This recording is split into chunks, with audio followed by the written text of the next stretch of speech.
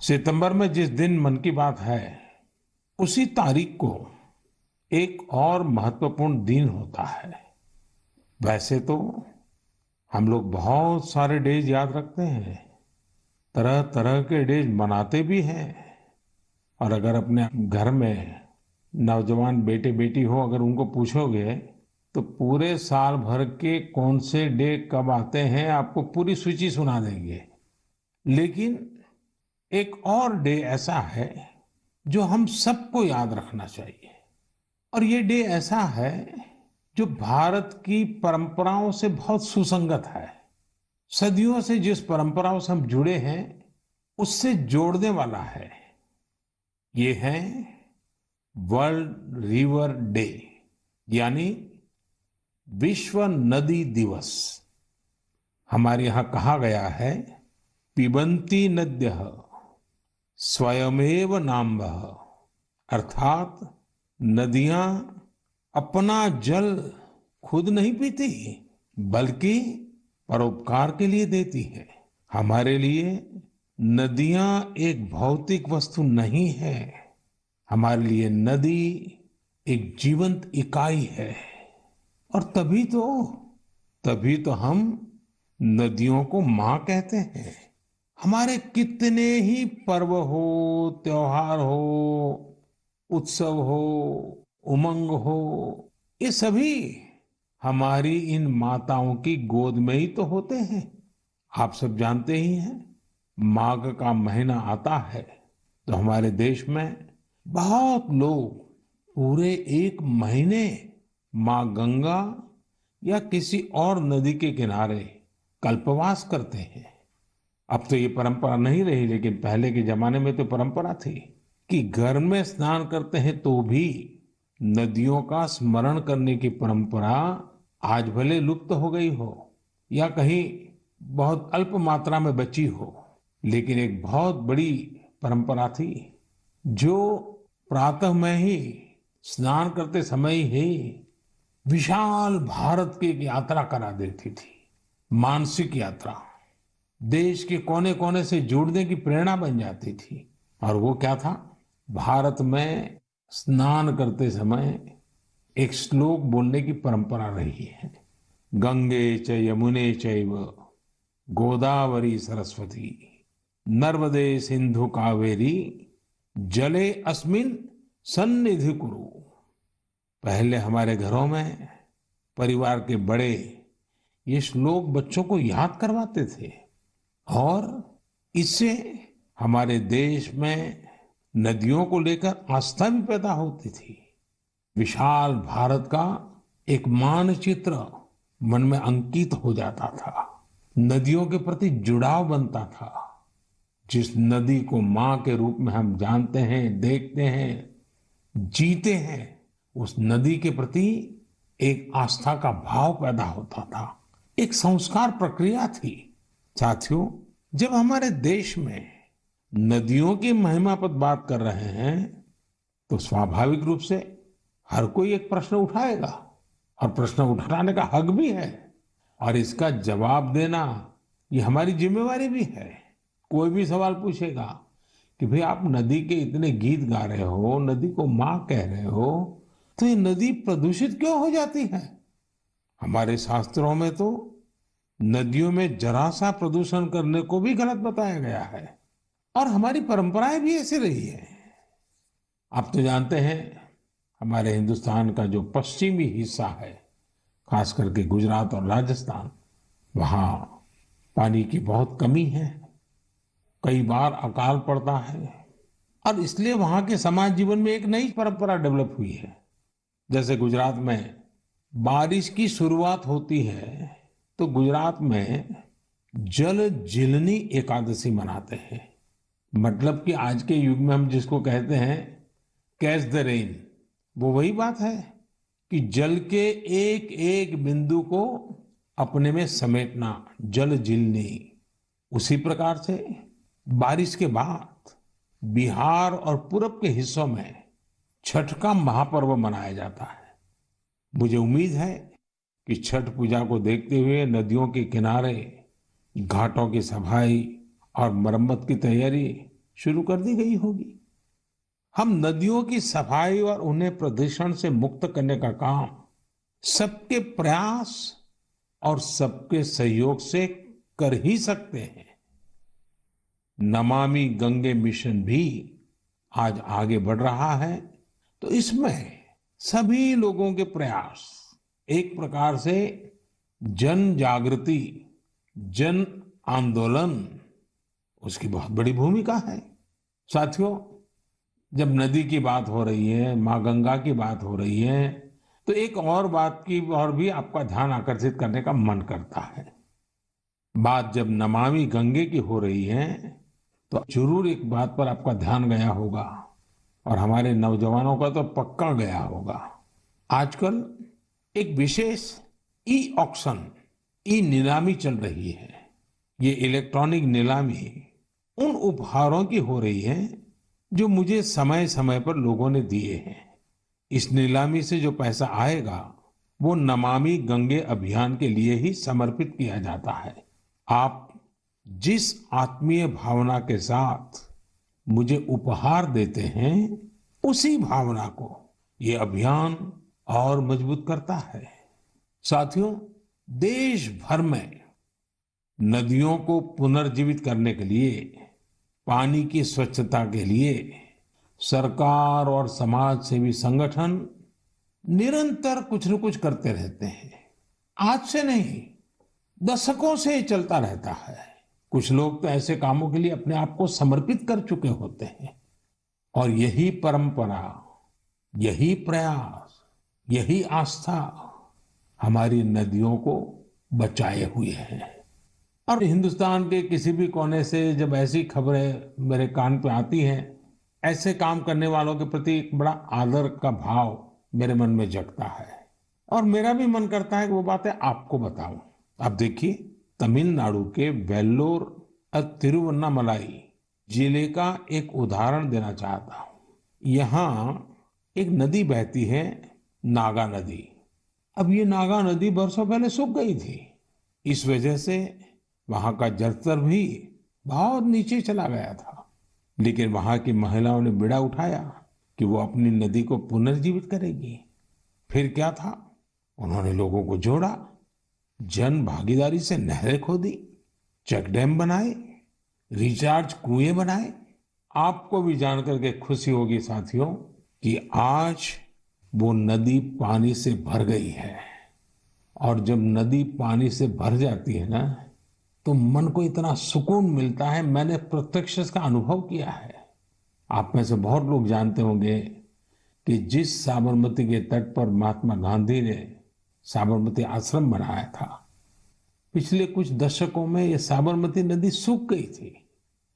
साल में 6-8 महीने पानी नजर ही नहीं आता था। लेकिन नर्मदा नदी और साबरमती नदी को जोड़ दिया, तो अगर आज आप अहमदाबाद जाओगे तो साबरमती नदी का पानी ऐसा मन को प्रफुल्लित करता है। इसी तरह बहुत सारे काम, जैसे तमिलनाडु की हमारी ये बहनें कर रही हैं, देश के अलग अलग कोने में चल रहे हैं। मैं तो जानता हूं, कई हमारे धार्मिक परंपरा से जुड़े हुए संत हैं, गुरुजन हैं, वे भी अपनी आध्यात्मिक यात्रा के साथ साथ पानी के लिए, नदी के लिए बहुत कुछ कर रहे हैं। कई नदियों के किनारे पेड़ लगाने का अभियान चला रहे हैं, तो कहीं नदियों में बह रहे गंदे पानी को रोका जा रहा है। साथियों, वर्ल्ड रिवर डे जब आज मना रहे हैं, तो इस काम से समर्पित सबकी मैं सराहना करता हूं, अभिनंदन करता हूं। लेकिन हर नदी के पास रहने वाले लोगों को, देशवासियों को मैं आग्रह करूंगा कि भारत में कोने कोने में साल में एक बार तो नदी उत्सव मनाना ही चाहिए। मेरे प्यारे देशवासियों, कभी भी छोटी बात को, छोटी चीज को छोटी मानने की गलती नहीं करनी चाहिए। छोटे छोटे प्रयासों से कभी कभी तो बहुत बड़े बड़े परिवर्तन आते हैं। और अगर महात्मा गांधी जी के जीवन की तरफ हम देखेंगे, तो हम हर पल महसूस करेंगे कि छोटी छोटी बातों की उनके जीवन में कितनी बड़ी अहमियत थी और छोटी छोटी बातों को लेकर के बड़े बड़े संकल्पों को कैसे उन्होंने साकार किया था। हमारे आज के नौजवान को ये जरूर जानना चाहिए कि साफ सफाई के अभियान ने कैसे आजादी के आंदोलन को एक निरंतर ऊर्जा दी थी। ये महात्मा गांधी ही तो थे जिन्होंने स्वच्छता को जन आंदोलन बनाने का काम किया था। महात्मा गांधी ने स्वच्छता को स्वाधीनता के सपने के साथ जोड़ दिया था। आज इतने दशकों बाद स्वच्छता आंदोलन ने एक बार फिर देश को नए भारत के सपने के साथ जोड़ने का काम किया है और ये हमारी आदतों को बदलने का भी अभियान बन रहा है। और हम ये न भूलें कि स्वच्छता ये सिर्फ एक कार्यक्रम है। स्वच्छता ये पीढ़ी दर पीढ़ी संस्कार संक्रमण की एक जिम्मेवारी है और पीढ़ी दर पीढ़ी जब स्वच्छता का अभियान चलता है तब संपूर्ण समाज जीवन में स्वच्छता का स्वभाव बनता है। और इसलिए ये साल, 2 साल, एक सरकार दूसरी सरकार ऐसा विषय नहीं है। पीढ़ी दर पीढ़ी हमें स्वच्छता के संबंध में सजगता से, अविरत रूप से, बिना थके, बिना रुके, बड़ी श्रद्धा के साथ जुड़े रहना है और स्वच्छता के अभियान को चलाए रखना है। और मैंने तो पहले भी कहा था कि स्वच्छता ये पूज्य बापू को इस देश की बहुत बड़ी श्रद्धांजलि है और ये श्रद्धांजलि हमें हर बार देते रहना है, लगातार देते रहना है। साथियों, लोग जानते हैं कि स्वच्छता के संबंध में बोलने का मैं कभी मौका छोड़ता ही नहीं हूं और शायद इसीलिए हमारी मन की बात के एक श्रोता श्रीमान रमेश पटेल जी ने लिखा है, हमें बापू से सीखते हुए इस आजादी के अमृत महोत्सव में आर्थिक स्वच्छता का भी संकल्प लेना चाहिए। जिस तरह शौचालयों के निर्माण ने गरीबों की गरिमा बढ़ाई, वैसे ही आर्थिक स्वच्छता गरीबों को अधिकार सुनिश्चित करती है, उनका जीवन आसान बनाती है। अब आप जानते हैं, जनधन खातों को लेकर देश ने जो अभियान शुरू किया, इसकी वजह से आज गरीबों को उनके हक का पैसा सीधा सीधा उनके खाते में जा रहा है, जिसके कारण भ्रष्टाचार जैसी रुकावटों में बहुत बड़ी मात्रा में कमी आई है। ये बात सही है, आर्थिक स्वच्छता में टेक्नोलॉजी बहुत मदद कर सकती है। हमारे लिए खुशी की बात है, आज गांव देहात में भी फिनटेक, यूपीआई से डिजिटल लेन देन करने की दिशा में सामान्य मानवी भी जुड़ रहा है, उसका प्रचलन बढ़ने लगा है। आपको मैं एक आंकड़ा बताता हूं, आपको गर्व होगा। पिछले अगस्त महीने में, एक महीने में यूपीआई से 355 करोड़ ट्रांजैक्शन हुए, यानी करीब करीब 350 करोड़ से ज्यादा ट्रांजैक्शन। यानी हम कह सकते हैं कि अगस्त के महीने में 350 करोड़ से ज्यादा बार डिजिटल लेन देन के लिए यूपीआई का इस्तेमाल किया गया है। आज एवरेज 6 लाख करोड़ रुपए से ज्यादा का डिजिटल पेमेंट यूपीआई से हो रहा है। इससे देश की अर्थव्यवस्था में स्वच्छता, पारदर्शिता आ रही है और हम जानते हैं अब फिनटेक का महत्व बहुत बढ़ रहा है। साथियों, जैसे बापू ने स्वच्छता को स्वाधीनता से जोड़ा था, वैसे ही खादी को आजादी की पहचान बना दिया था। आज आजादी के 75वें साल में हम जब आजादी के अमृत महोत्सव को मना रहे हैं, आज हम संतोष से कह सकते हैं कि आजादी के आंदोलन में जो गौरव खादी को था, आज हमारी युवा पीढ़ी खादी को वो गौरव दे रही है। आज खादी और हैंडलूम का उत्पादन कई गुना बढ़ा है और उसकी मांग भी बढ़ी है। आप भी जानते हैं, ऐसे कई अवसर आए हैं जब दिल्ली के खादी शोरूम में एक दिन में 1 करोड़ रुपए से ज्यादा का कारोबार हुआ है। मैं भी फिर से आपको याद दिलाना चाहूंगा कि 2 अक्टूबर पूज्य बापू की जन्म जयंती पर हम सब फिर से एक बार एक नया रिकॉर्ड बनाए। आप अपने शहर में जहां भी खादी बिकती हो, हैंडलूम बिकता हो, हैंडीक्राफ्ट बिकता हो, और दिवाली का त्योहार सामने है, त्योहारों के मौसम के लिए खादी, हैंडलूम, कुटीर उद्योग से जुड़ी आपकी हर खरीदारी वोकल फॉर लोकल इस अभियान को मजबूत करने वाली हो, पुराने सारे रिकॉर्ड तोड़ने वाली हो। साथियों, अमृत महोत्सव के इसी कालखंड में देश में आजादी के इतिहास की अनकही गाथाओं को जन जन तक पहुंचाने का एक अभियान भी चल रहा है। और इसके लिए नवोदित लेखकों को, देश के और दुनिया के युवाओं को आह्वान किया गया था। इस अभियान के लिए अब तक 13,000 से ज्यादा लोगों ने अपना रजिस्ट्रेशन किया है, और वो भी 14 अलग अलग भाषाओं में। और मेरे लिए खुशी की बात यह भी है कि 20 से ज्यादा देशों में कई अप्रवासी भारतीयों ने भी इस अभियान से जुड़ने के लिए अपनी इच्छा जताई है। एक और बहुत दिलचस्प जानकारी है, करीब 5,000 से ज्यादा नए नवोदित लेखक आजादी के जंग की कथाओं को खोज रहे हैं। उन्होंने जो अनसंग हीरोज हैं, जो अनामी है, इतिहास के पन्नों पे जिनके नाम नजर नहीं आते हैं, ऐसे अनसंग हीरोज पर, थीम पर, उनके जीवन पर, उन घटनाओं पर कुछ लिखने का बीड़ा उठाया है। यानी देश के युवाओं ने ठान लिया है कि उन स्वतंत्र सेनानियों के इतिहास को भी देश के सामने लाएंगे जिनकी गत 75 वर्ष में कोई चर्चा तक नहीं हुई है। सभी श्रोताओं से मेरा आग्रह है, शिक्षा जगत से जुड़े सबसे मेरा आग्रह है, आप भी युवाओं को प्रेरित करें, आप भी आगे आएं। और मेरा पक्का विश्वास है कि आजादी के अमृत महोत्सव में इतिहास लिखने का काम करने वाले लोग इतिहास बनाने भी वाले हैं। मेरे प्यारे देशवासियों, सियाचिन ग्लेशियर के बारे में हम सभी जानते हैं। वहां की ठंड ऐसी भयानक है जिसमें रहना आम इंसान के बस की बात ही नहीं है। दूर दूर तक बर्फ ही बर्फ, और पेड़ पौधों का तो नामो निशान नहीं है।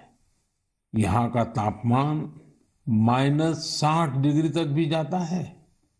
कुछ ही दिन पहले सियाचिन के इस दुर्गम इलाके में 8 दिव्यांग जनों की टीम ने जो कमाल कर दिखाया है, वो हर देशवासी के लिए गर्व की बात है। इस टीम ने सियाचिन ग्लेशियर की 15,000 फीट से भी ज्यादा की ऊंचाई पर स्थित कुमार पोस्ट पर अपना परचम लहराकर वर्ल्ड रिकॉर्ड बना दिया है। शरीर की चुनौतियों के बावजूद भी हमारे इन दिव्यांगों ने जो कारनामा कर दिखाया है, वो पूरे देश के लिए प्रेरणा है। और जब इस टीम के सदस्यों के बारे में जानेंगे तो आप भी मेरी तरह हिम्मत और हौसले से भर जाएंगे। इन जाबाज दिव्यांगों के नाम हैं महेश नेहरा, उत्तराखंड के अक्षत रावत, महाराष्ट्र के पुष्पक गवांडे, हरियाणा के अजय कुमार, लद्दाख के लोब्सांग चोस्पेल, तमिलनाडु के मेजर द्वारकेश, जम्मू कश्मीर के इरफान अहमद मीर, और हिमाचल प्रदेश की चोंजिन एंगमो। सियाचिन ग्लेशियर को फतह करने का यह ऑपरेशन भारतीय सेना के विशेष बलों के वेटरन्स की वजह से सफल हुआ है। मैं इस ऐतिहासिक और अभूतपूर्व उपलब्धि के लिए इस टीम की सराहना करता हूं। यह हमारे देशवासियों के can do culture, can do determination, can do attitude के साथ हर चुनौती से निपटने की भावना को भी प्रकट करता है। साथियों, आज देश में दिव्यांग जनों के कल्याण के लिए कई प्रयास हो रहे हैं। मुझे उत्तर प्रदेश में हो रहे ऐसे ही एक प्रयास वन टीचर वन कॉल के बारे में जानने का मौका मिला। बरेली में यह अनूठा प्रयास दिव्यांग बच्चों को नई राह दिखा रहा है। इस अभियान का नेतृत्व कर रही हैं डभौरा गंगापुर में एक स्कूल की प्रिंसिपल दीपमाला पांडे जी। कोरोना काल में इस अभियान के कारण न केवल बड़ी संख्या में बच्चों का एडमिशन संभव हो पाया, बल्कि इससे करीब 350 से अधिक शिक्षक भी सेवा भाव से जुड़ चुके हैं। ये शिक्षक गांव-गांव जाकर दिव्यांग बच्चों को पुकारते हैं, तलाशते हैं और फिर उनका किसी न किसी स्कूल में दाखिला सुनिश्चित कराते हैं। दिव्यांग जनों के लिए दीपमाला जी और साथ ही शिक्षकों की इस नेक प्रयास की मैं भूरी भूरी प्रशंसा करता हूं। शिक्षा के क्षेत्र में ऐसा हर प्रयास हमारे देश के भविष्य को संवारने वाला है। मेरे प्यारे देशवासियों, आज हम लोगों की जिंदगी का हाल ये है कि एक दिन में सैकड़ों बार कोरोना शब्द हमारे कान पर गूंजता है। 100 साल में आई सबसे बड़ी वैश्विक महामारी कोविड-19 ने हर देशवासी को बहुत कुछ सिखाया है। हेल्थ केयर और वेलनेस को लेकर आज जिज्ञासा भी बढ़ी है और जागरूकता भी। हमारे देश में पारंपरिक रूप से ऐसे नेचुरल प्रोडक्ट्स प्रचुर मात्रा में उपलब्ध हैं जो वेलनेस यानी सेहत के लिए बहुत फायदेमंद है। ओडिशा के कालाहांडी के नांदोल में रहने वाले पतायत साहू जी इस क्षेत्र में बरसों से एक अनोखा कार्य कर रहे हैं। उन्होंने 1.5 एकड़ जमीन पर मेडिसिनल प्लांट लगाए हैं। यही नहीं, साहू जी ने इन मेडिसिनल प्लांट्स को डॉक्यूमेंटेशन भी किया है। मुझे रांची के सतीश जी ने पत्र के माध्यम से ऐसी ही एक और जानकारी साझा की है। सतीश जी ने झारखंड के एक एलोवेरा विलेज की ओर मेरा ध्यान दिलाया है। रांची के पास ही देवरी गांव की महिलाओं ने मंजू कश्यप जी के नेतृत्व में बिरसा कृषि विद्यालय से एलोवेरा की खेती का प्रशिक्षण लिया था। इसके बाद उन्होंने एलोवेरा की खेती शुरू की। इस खेती से न केवल स्वास्थ्य के क्षेत्र में लाभ मिला, बल्कि इन महिलाओं की आमदनी भी बढ़ गई। कोविड महामारी के दौरान भी इन्हें अच्छी आमदनी हुई। इसकी एक बड़ी वजह यह थी कि सैनिटाइजर बनाने वाली कंपनियां सीधे इन्हीं से एलोवेरा खरीद रही थी। आज इस कार्य में करीब 40 महिलाओं की टीम जुटी है और कई एकड़ में एलोवेरा की खेती होती है। ओडिशा के पतायत साहू जी हो या फिर देवरी में महिलाओं की ये टीम, इन्होंने खेती को जिस प्रकार स्वास्थ्य के क्षेत्र से जोड़ा है, वो एक अपने आप में मिसाल है। साथियों, आने वाली 2 अक्टूबर को लाल बहादुर शास्त्री जी की भी जन्म जयंती होती है। उनकी स्मृति में ये दिन हमें खेती में नए नए प्रयोग करने वालों की भी शिक्षा देता है। मेडिसिनल प्लांट के क्षेत्र में स्टार्टअप को बढ़ावा देने के लिए मेडी हब टीबीआई के नाम से एक इंक्यूबेटर गुजरात के आणंद में काम कर रहा है। मेडिसिनल और एरोमेटिक प्लांट से जुड़ा ये इंक्यूबेटर बहुत कम समय में ही 15 एंटरप्रेन्योर्स के बिजनेस आइडिया को सपोर्ट कर चुका है। इस इंक्यूबेटर की मदद पाकर ही सुधा चेब्रोलू जी ने अपना स्टार्टअप शुरू किया है। उनकी कंपनी में महिलाओं को प्राथमिकता दी जाती है और उन्हीं पर इनोवेटिव हर्बल फॉर्मुलेशंस की भी जिम्मेदारी है। एक और एंटरप्रेन्योर सुभाश्री जी ने, जिन्हें भी इसी मेडिसिनल और एरोमेटिक प्लांट इंक्यूबेटर से मदद मिली है। सुभाश्री जी की कंपनी हर्बल रूम और कार फ्रेशनर के क्षेत्र में काम कर रही है। उन्होंने एक हर्बल टेरेस गार्डन भी बनाया है जिसमें 400 से ज्यादा मेडिसिनल हर्ब्स हैं। साथियों, बच्चों में मेडिसिनल और हर्बल प्लांट्स के प्रति जागरूकता बढ़ाने के लिए आयुष मंत्रालय ने एक दिलचस्प पहल की है। और इसका बीड़ा उठाया है हमारे प्रोफेसर आयुष्मान जी ने। हो सकता है कि जब आप ये सोचें कि आखिर प्रोफेसर आयुष्मान है कौन, दरअसल प्रोफेसर आयुष्मान एक कॉमिक बुक का नाम है। इसमें अलग अलग कार्टून किरदारों के जरिए छोटी छोटी कहानियां तैयार की गई हैं। साथ ही एलोवेरा, तुलसी, आंवला, गिलोय, नीम, अश्वगंधा और ब्रह्मी जैसे सेहतमंद मेडिसिनल प्लांट की उपयोगिता बताई गई है।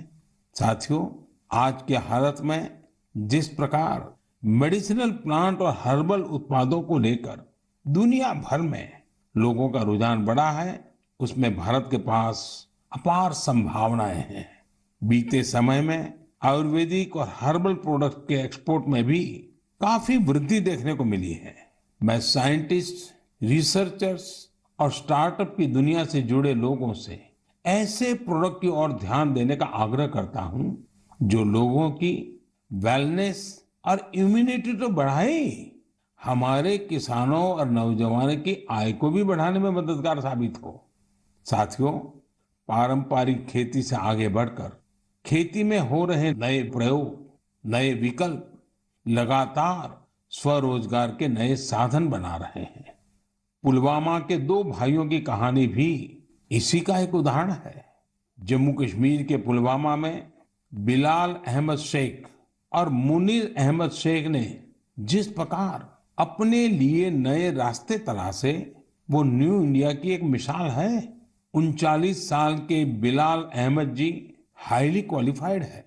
उन्होंने कई डिग्रियां हासिल कर रखी है। अपनी उच्च शिक्षा से जुड़े अनुभवों का इस्तेमाल आज वो कृषि में खुद का स्टार्टअप बनाकर कर रहे हैं। बिलाल जी ने अपने घर पर ही वर्मी कंपोस्टिंग की यूनिट लगाई है। इस यूनिट से तैयार होने वाले बायो फर्टिलाइजर से न केवल खेती में काफी लाभ हुआ है, बल्कि यह लोगों के लिए रोजगार के अवसर भी लेकर आया है। हर साल इन भाइयों की यूनिट से किसानों को करीब 3,000 क्विंटल वर्मी कंपोस्ट मिल रहा है। आज उनकी इस वर्मी कंपोस्टिंग यूनिट में 15 लोग काम भी कर रहे हैं। उनकी इस यूनिट को देखने के लिए बड़ी संख्या में लोग पहुंच रहे हैं और उनमें ज्यादातर ऐसे युवा होते हैं जो कृषि क्षेत्र में कुछ करना चाहते हैं। पुलवामा के शेख भाइयों ने जॉब सीकर बनने की जगह जॉब क्रिएटर बनने का संकल्प लिया और आज वो जम्मू कश्मीर ही नहीं बल्कि देश भर के लोगों को नई राह दिखा रहे हैं। मेरे प्यारे देशवासियों, 25 सितंबर को देश की महान संतान पंडित दीनदयाल उपाध्याय जी की जन्म जयंती होती है। दीनदयाल जी पिछली सदी के सबसे बड़े विचारकों में से एक है। उनका अर्थदर्शन, समाज के सशक्त करने के लिए उनकी नीतियां, उनका दिखाया अंत्योदय का मार्ग आज भी जितना प्रासंगिक है उतना ही प्रेरणादायी भी है।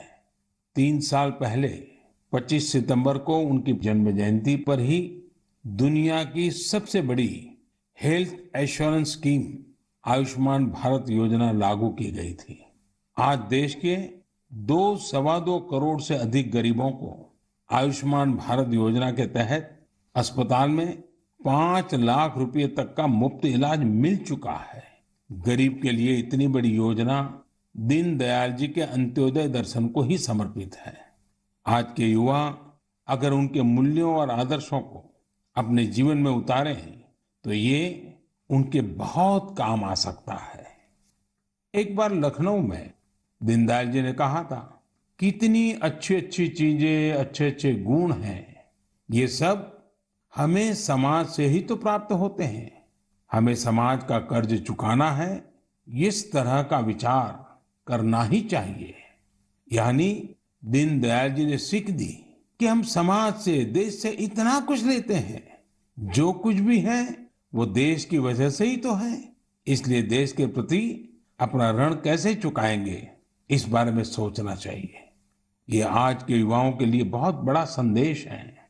साथियों, दीनदयाल जी के जीवन से हमें कभी हार न मानने की भी सीख मिलती है। विपरीत राजनीतिक और वैचारिक परिस्थितियों के बावजूद भारत के विकास के लिए स्वदेशी मॉडल की विजन से वे कभी डिगे नहीं। आज बहुत सारे युवा बने बनाए रास्तों से अलग होकर आगे बढ़ना चाहते हैं। वे चीजों को अपनी तरह से करना चाहते हैं। दीनदयाल जी के जीवन से उन्हें काफी मदद मिल सकती है। इसलिए युवाओं से मेरा आग्रह है कि उनके बारे में जरूर जानें।